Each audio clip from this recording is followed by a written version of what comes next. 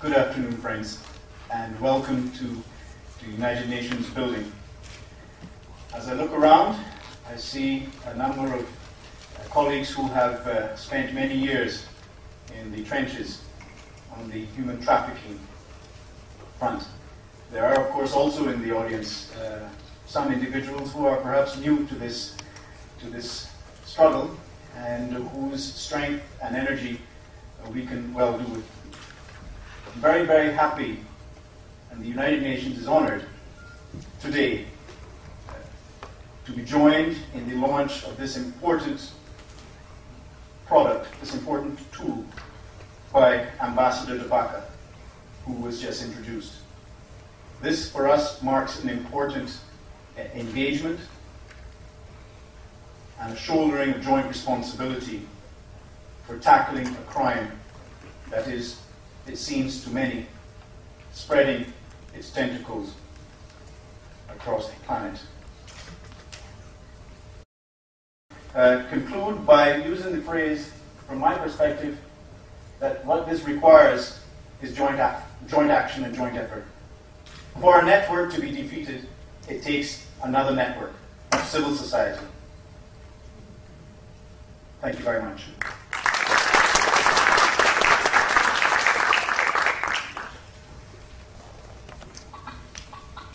Well, thank you all, and thank you, Gary, for the kind remarks for all of us who were in the expert groups. One of the things that I think that those late nights in a relatively stuffy conference room in Vienna resulted in was something that hopefully allows us to tell the stories. At the end of the day, I think what we're dealing with here is a situation in which we've got people, whether we call them victims or whether we call them workers, hopefully later we call them survivors, but we've got people who, through coercion, through force, through isolation, have to some degree not just lost their freedom, but have lost their ability to tell their story. And at the end of the day, that's really what we ask of the prosecutor, of the investigator, is that we have to go back in time. We have to look into history. We have to find that story, and we have to tell that story to the court. We have to tell that story, if we're in particular legal systems, we have to tell that story to the jury. And so we have to be the voice. We have to find the voice that was denied those people by their traffickers, by their employers, by their pimps. And so I think that one of the things that we see is the notion of the voices of the practitioners, the voices of the investigators being reflected in this manual, so that we can actually build that network that Gary talks about. When I first started working on human trafficking cases back when we didn't call it that, in the Involuntary Servitude and Slavery Program of the Civil Rights Division at the Justice Department, we used to joke that we could have a national anti-trafficking conference in a minivan because there was not that big of a network yet. In fact, a minivan might have had several extra seats left over at the time. But later, as we came to meet our colleagues, we realized actually that there was a network of people who had been working these cases. There's cases that we continue to use as in court, and that we give to the judges, that we argue the law from, cases that were prosecuted 100 years ago, 150 years ago. And that case law is as relevant now as it was back then. Because what we see is, whether we call it slavery, whether we call it exploitation, whether we call it human trafficking, that this has been going on for as long as people think about crime, and before. This is the type of crime that probably made people start to say, no, you're not going to do this, you're not going to victimize our people in this way. Now this manual, as I've said, represents a substantial step forward in our ability to tell those stories. It was carefully developed over a 2-year period, and it reflects the experience of over 45 judges, prosecutors, and academicians, representatives from non-governmental organizations, international organizations. And as was noticed, I was there. I was part of the process, and sometimes those discussions could be intense. Countries who felt that trafficking should be viewed as a migrant issue, or countries that felt that trafficking required some type of movement. other countries who felt that the exploitation and the enslavement of the person was where the focus should be.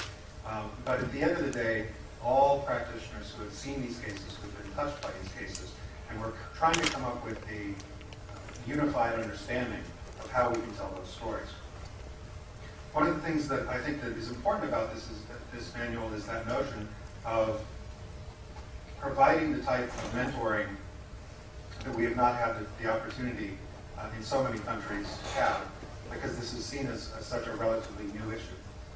Most attorneys, most prosecutors, and most investigators learn from the older people. They learn from the person who they try their first case with. They learn from that sergeant or that commander who takes them under their wing and shows them how to investigate the cases.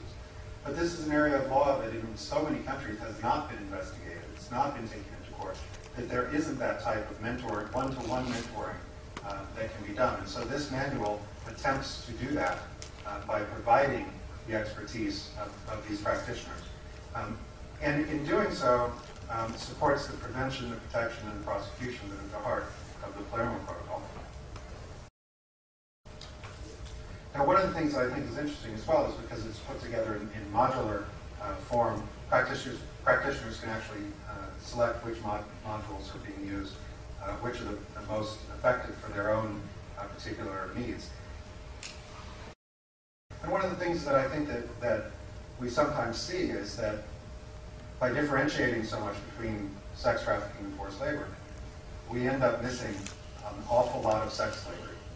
Because I'd have to say that the number one predictor in the cases that I investigated and prosecuted as to whether or not there was going to be ongoing long-term sexual servitude was not whether or not it was in prostitution or in strip clubs or other parts of the so-called sex industry. Rather, it was whether or not the victim was a woman. So in conclusion, I think that I would, on behalf, I will presume, on behalf of the practitioners who contributed to this, to urge all of us to reinvigorate our commitment and our activities in the fight against modern slavery. On behalf of President Obama and the United States, I urge all of us to work in partnership and commit the United States to be there as partners for you in that struggle. On behalf of myself, the survivors with whom I've worked, I urge impatience. We do not have time. We do not have time to think about trafficking. We do not have time to mull over trafficking. We do not have time to argue about trafficking. There are too many people, thousands, maybe even millions, who wait today for somebody to come and help them. And if not us, who will? So again, thank you.